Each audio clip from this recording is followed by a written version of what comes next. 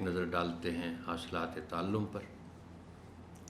اس سبق کی تکمیل کے بعد طلباء اس قابل ہو جائیں گے کہ آہنگ اور لے کے حوالے سے سادہ مصرعے، اشعار اور نظمیں سن کر لطف اٹھا سکیں۔ محترم ٹیچر، مجھے یاد نہیں ہے کہ میں نے اس سے پہلے اس کتاب کی کیو آرز کرتے ہوئے یہ دو الفاظ یعنی آہنگ اور لے کے حوالے سے کوئی بات کی ہو۔ ابھی میں نے محسوس کیا کہ ان کے معانی آپ کو ضرور بتا دوں۔ آہنگ کے معنی ہیں آواز کے، اور آواز چونکہ محض آواز نہیں ہوتی، اس میں اتار چڑھاؤ ہوتا ہے، جس کو ہم انگریزی میں سٹریس کہتے ہیں۔ وہ ہوتا ہے کہ آپ کسی لفظ پر کتنا زور دیتے ہیں۔ لیکن آواز کے معنوں میں آہنگ استعمال ہوتا ہے۔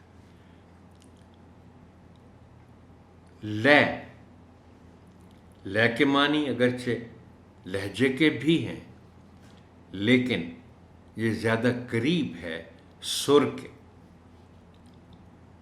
یعنی کسی گیت میں، کسی گانے میں، کسی نظم میں، غزل میں نے جیسے آپ کو یاد ہوگا کہا تھا کہ شعر میں ایک موسیقیت ہوتی ہے، اور موسیقی میں آپ جانتے ہیں کہ سر کی کتنی اہمیت ہے۔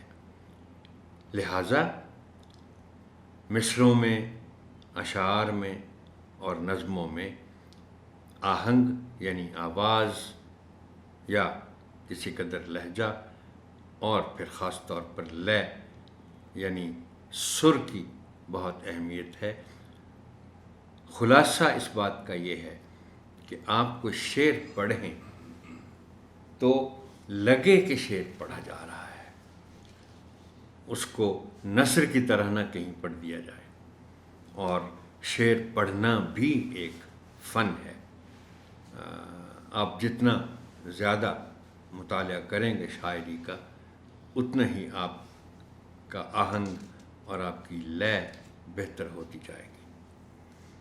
اردو میں سادہ جملے، مصرعے، شعر، لطیفے، پہیلیاں اور واقعات سنا سکیں۔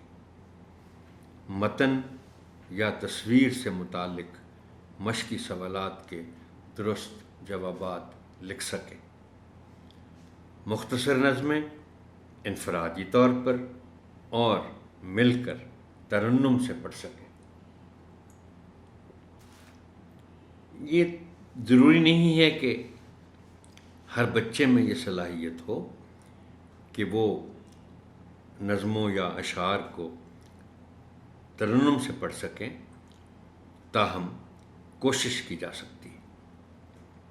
ہم آواز الفاظ بنا سکیں، سادہ الفاظ سن کر لکھ سکیں یعنی املا،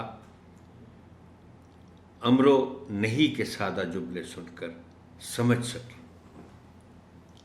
امر کا مطلب ہے حکم، اور نہیں کا مطلب ہے کسی کو منع کرنے کا۔